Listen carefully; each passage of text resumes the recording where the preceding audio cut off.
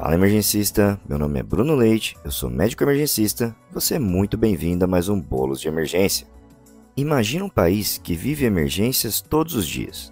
Um país onde cada plantonista é um marinheiro lidando com tempestade no improviso, sem videolaringo, sem capnografia, às vezes sem tempo nem para checklist. Agora imagina se em meio a esse caos, um grupo resolve lançar um barco. Não para fugir da tempestade, mas para enfrentá-la de frente. Com ciência, com dado, com coragem. Esse é o estudo Barco, e o episódio de hoje é sobre ele, um marco histórico da medicina de emergência brasileira, um retrato fiel da nossa realidade e um grito de esperança, a gente pode e vai fazer melhor. O Barco é a sigla para Brazilian Airway Registry Cooperation, mas o que ele representa vai muito além do nome.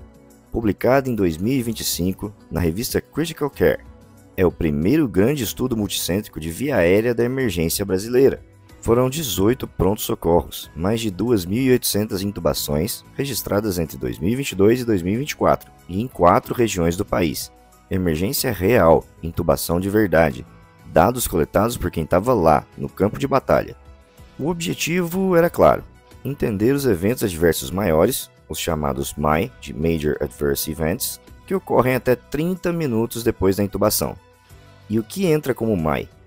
3 monstros que todo emergencista conhece: hipoxemia grave, aquela saturação abaixo de 80, instabilidade hemodinâmica nova, que foi definido como uma pressão arterial sistólica abaixo de 65, registrada pelo menos uma vez, nova necessidade de vasopressor ou aumento da dose de vasopressor existente, e administração de bolos de volume, acima de 15 ml/kg para manter a PA alvo, além da evolução para parada cardíaca. Eles também analisaram mortalidade em 28 dias, tentativas de intubação, checklist, uso de dispositivos, tudo isso com método rigoroso, estatística parruda e análise de causalidade com DAGs. Sim, aquelas ferramentas gráficas que agem como uma espécie de mapa de causalidade, para evitar viés e capturar relações causais plausíveis, não apenas associações chamadas de espúrias. Mas vamos ao que o estudo mostrou. Os dados são duros, mas são reveladores. 1 em cada 3 pacientes teve pelo menos um MAI. A mortalidade em 28 dias foi de 45%, e em pacientes que tiveram MAI, esse número chegou a 57%. E o que mais aumenta o risco de MAI? A falha na primeira tentativa, uma pré-oxigenação ruim, presença de choque ou hipoxemia prévia, e o residente ainda sem experiência. E o que protege contra esses eventos adversos? A presença de checklist, o sucesso na primeira tentativa e o intubador treinado.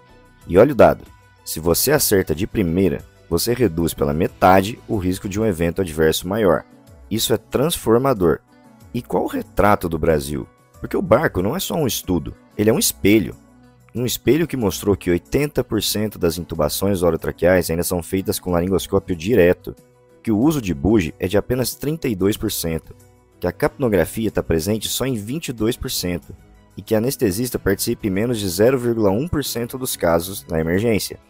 Mas também mostrou que mesmo com todas essas limitações, a gente está fazendo ciência de nível mundial, com mais de 80% de completude de dados, com auditoria, com análise de sensibilidade robusta e com discussões que agora influenciam guidelines internacionais. E aqui eu preciso abrir um parêntese. A sigla MAI parece fria, evento adverso maior, mas a gente pode encarar como outro símbolo.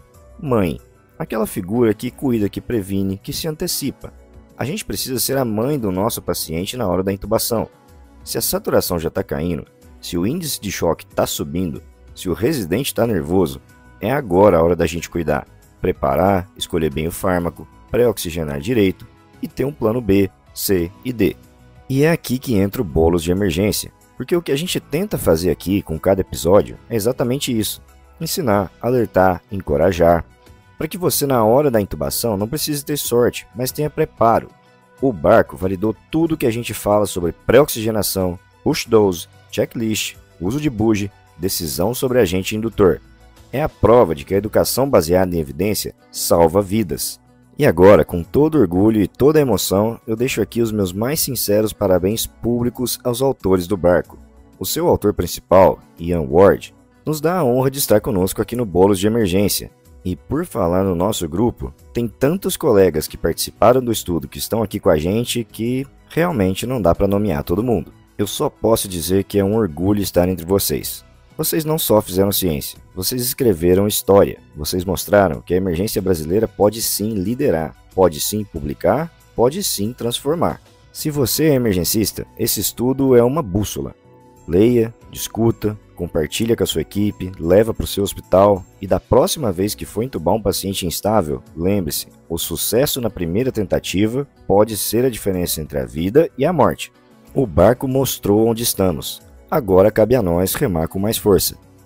Esse foi mais um Bolos de Emergência. Eu agradeço a todos vocês pela imensa audiência que temos alcançado e peço que espalhem nossos áudios, divulguem a palavra.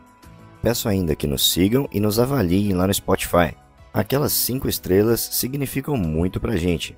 E coloco o meu Instagram pessoal, @drbruno_leite, à disposição de quem quiser entrar em contato para ser adicionado à nossa comunidade do Bolos de Emergência no WhatsApp. É lá que todos nós, juntos, vamos continuar salvando vidas através do ensino, de forma gratuita e rápida.